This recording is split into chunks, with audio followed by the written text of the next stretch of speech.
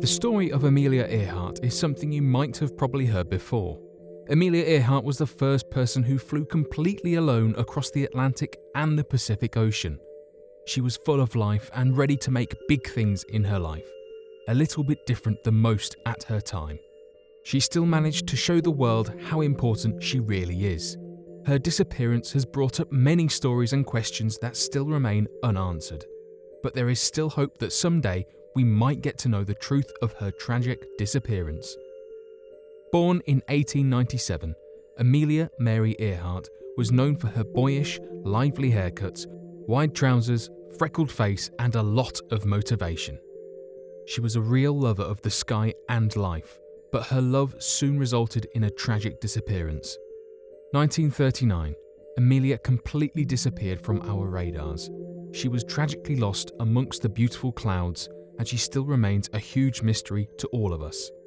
Her friends and family were shocked after her disappearance, and they did their best to find her remains, sadly, with no luck. To know more about her and her life, listen up to our 10 things you may not know about Amelia Earhart. Within all these words, you will realise the unconditional love she had for the sky and flying. She was an inspiration to many women worldwide.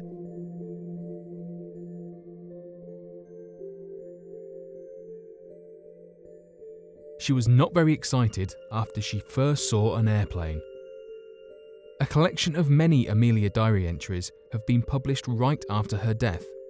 In some of the entries, back in 1908, Amelia openly states how she felt completely unmoved by the airplane. She describes it as a thing of rusty wire and wood. Her love for airplanes and sky was not even there before the 1920.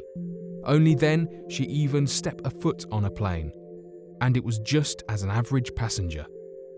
Her real love for the aviation first appeared when she worked as the aide to nurses in Toronto. At first, she would meet up with her friends and they would hang out at hangars and flying fields, all just to meet the pilots and get to know more about the aviation itself. Another woman gave her well-remembered flying lessons. For those who never heard of her, Netta Snook is a great woman who was the first one ever to run her own commercial airfield and aviation business. She is a historical figure everyone should remember. Netta Snook was also the teacher and a mentor to lovely Amelia. She charged her $1 per every minute spent in the air with her. Apparently, Netta has done a great job teaching her and mentoring her every move.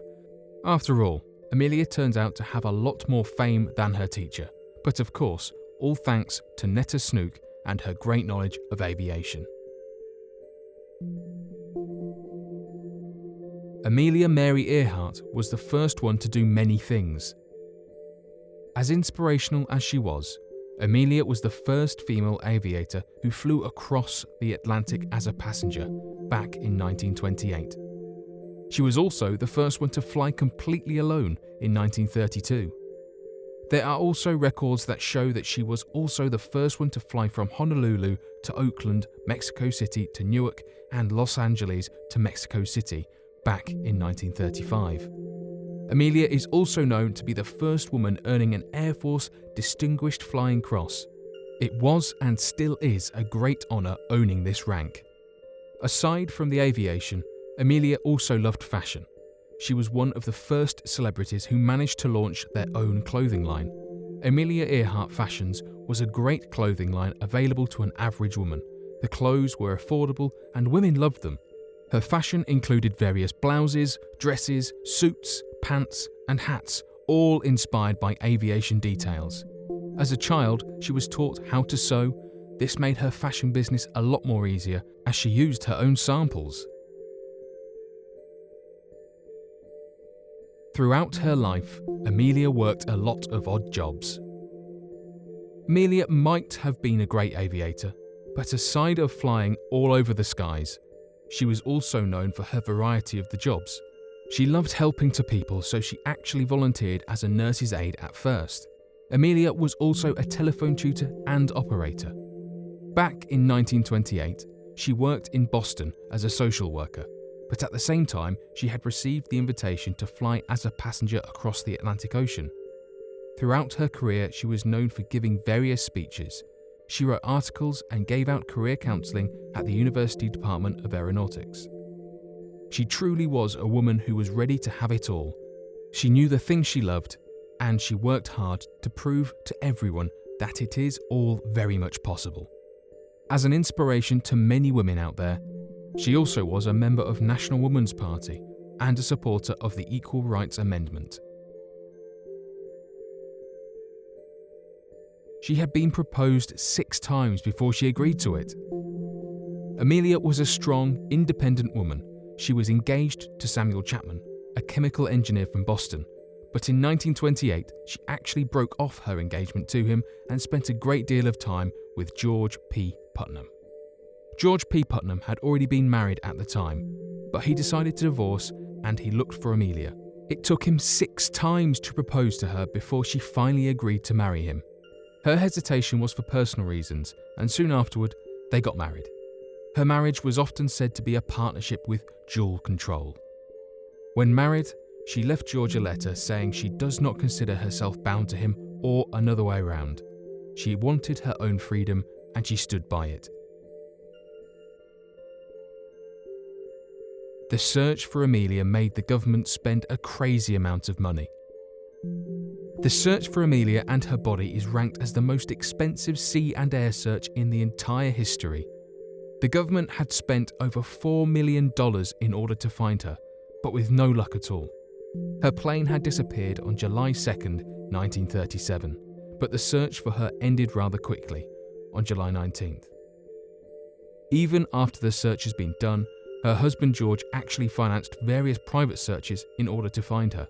He sent boats to the Phoenix Islands, Fanning Islands, Gilbert Islands, Marshall Islands, and Christmas Island. Sadly, his search also ended up with no success at all. Some people actually believed she had died in Japanese custody too.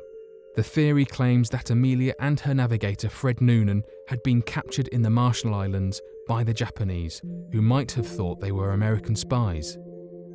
A researcher, Mike Campbell, believes Amelia and Fred were tortured and died in custody.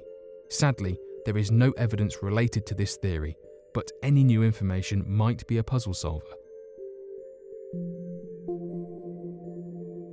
Amelia was helping with the establishment of the first organisation for women and aviation. Back in 1929, Amelia was helping with the establishment of the 99s, Inc. This was the International Organisation of Female or Women Pilots. The name of this great organisation came from the 99 licensed women pilots who helped to establish it. Amelia was the first president of this organisation, and she had been holding this position for the 2 following years. Thanks to her lovely celebrity status, she was able to promote the growth of American commercial airlines, and at the same time, she was encouraging other women to try out aviation. She was a great author with amazing stories to tell. Between her busy flight schedules, she managed to write and publish 2 books during her lifetime, 20 Hours, 40 Minutes. This book was a journal of her first experiences as a passenger on the transatlantic flight back in 1928. Another book was The Fun of It, a memoir about her famous flying experiences and an essay related to female women pilots. She was not very fond of school. Just like many people who find themselves struggling in school, Amelia had been described as the girl in brown who walks alone. She had a very hard time making any friends in Hyde Park High School, which probably made it super hard for her. After leaving Hyde Park High School, she tried out Ogonce School, just outside Philadelphia. At Ogonce, she was great in academics and she became the vice president of her own class. Sadly, she did not graduate there either. Seems like she hasn't been much of a school person at all. She had been trying to finish, but she would always end up leaving and doing her own thing. After all the tries, she gave up on higher education entirely. Her bones might have been found. After all the struggle in search of Amelia, a skeleton was brought to Gerald Gallagher back in the 1940s. The skeleton was found by a British expedition who was exploring the island for settlement. Knowing about Amelia's disappearance, Gerald realised the skeleton might have been hers. He packed up the skeleton and took it to Fiji for examination. After the long wait, the results came by, but sadly, according to the anthropologists at the time, the skeleton was not Amelia's at all. It was declared to be a male skeleton and the case had been closed. Today, a new scientific study claims that the bones found that day actually really belonged to Amelia, despite the forensic analysts who had linked the bones to a male body. Professor Richard Jantz has an interesting theory. He compared the lengths of the bones, checked out the photographs and information about Amelia, and he believes the bones found in the 1940s were actually the bones of lovely Amelia. Whether or not these are Amelia's bones, we might never get to know exactly.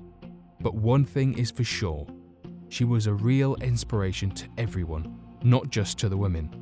She was a motivational speaker, a helper, and a good friend of many.